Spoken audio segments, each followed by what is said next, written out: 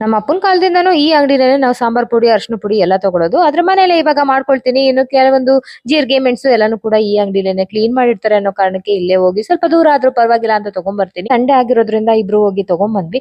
ಬೆಳಗ್ಗೆ ಎದ್ದು ಸೋಮವಾರ ಆಗಿರೋದ್ರಿಂದ ಇವತ್ತು ಜ್ಯೂಸ್ ಮಾಡ್ಕೊಟ್ಬಿಟ್ಟು, ಒಬ್ಬರಿಗೆ ಡ್ರೈ ಫ್ರೂಟ್ಸ್‌ದು, ಒಬ್ಬರಿಗೆ ನೆಲ್ಲಿಕಾಯಿ ಜ್ಯೂಸ್ ಮಾಡ್ಕೊಟ್ಬಿಟ್ಟು, ಇವಾಗ ಟಿಫನ್‌ಗೆ ರೆಡಿ ಮಾಡ್ತಾ ಇದೀನಿ. ಇವಾಗ ನಾನೇನ್ ಟಿಫನ್ ಮಾಡ್ತಾ ಇದೀನಿ ಅಂದ್ರೆ ಟೊಮೊಟೊ ಬಾತ್ ಮಾಡ್ತಾ ಇದೀನಿ. ಟೊಮೊಟೊ ಬಾತ್ ಜೊತೆಗೆ ಬೀನ್ಸ್ ಪಲ್ಯ ಮಾಡ್ಕೊಳ್ಳೋಣ ಅಂತ ಅನ್ಬಿಟ್ಟು ಮಾಡ್ಕೊಳ್ತಾ ಇದೀನಿ. ಇವತ್ತು ಆಫೀಸ್‌ಗೆ ಬೇರೆ ಹೋಗ್ಬೇಕಲ್ವಾ, ಹಾಗಾಗಿ ಮಾಡಿಟ್ಬಿಟ್ಟು ಹೋಗೋಣ ಅಂತ ಅನ್ಬಿಟ್ಟು ಇವತ್ತು ಮಿಷಿನ್‌ಗಳನ್ನ ಶಿಫ್ಟ್ ಮಾಡಿಸಿ ಒಂದು ಪೂಜೆನೂ ಕೂಡ ಮಾಡಿಸ್ಬೇಕು, ಪೇಂಟ್ ಎಲ್ಲ ಮಾಡಿಸ್ಬೇಕು. ತುಂಬಾನೇ ಇದಿತ್ತು, ಹಂಗಾಗಿ ಶಿಫ್ಟ್ ಮಾಡಿಸ್ತಾ ಇದ್ರು. ಇವಾಗ ಆಫೀಸ್‌ಗೆ ಹೋಗಿದ್ದೀನಿ, ಪೂಜೆ ಕೂಡ ಆಯ್ತು. ಸೋಮವಾರ ಆಗಿರೋದ್ರಿಂದ ಸ್ವಲ್ಪ ಕೆಲಸ ಜಾಸ್ತಿನೇ ಇರುತ್ತೆ.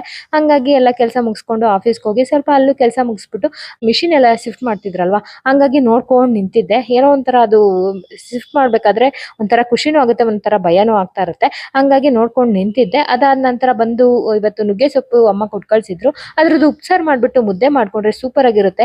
ನುಗ್ಗೆಕಾಯಿಗಿಂತ ನುಗ್ಗೆ ಸೊಪ್ಪಲ್ಲಿ ನ್ಯೂಟ್ರಿಷನ್ ಕಂಟೆಂಟ್ ಜಾಸ್ತಿ ಇರೋದ್ರಿಂದ ಅದನ್ನ ಅವಾಗ ಬಳಸಬೇಕು. ಒಬ್ಬೊಬ್ಬರಿಗೆ ತಿಂದ್ರೆ ಈಟು ಅಂತಾರೆ, ಆದ್ರೆ ತುಂಬಾನೇ ಒಳ್ಳೇದು ಆರೋಗ್ಯಕ್ಕೆ. ಇವಾಗಂತೂ ಮೊರಿಂಗಾ ಲೀಫ್ ಅಂತ ಅಂದ್ಬಿಟ್ಟು ಅದನ್ನ ಪೌಡರ್ ಮಾಡಿ ನೀರ್ಗೆ ಹಾಕೊಂಡು ಕುಡಿತಾರೆ. ವೆಯ್ಟ್ ಲಾಸ್ ಕೂಡ ಆಗುತ್ತೆ, ನ್ಯೂಟ್ರಿಷನ್ ಕೂಡ ಜಾಸ್ತಿ. Thank you.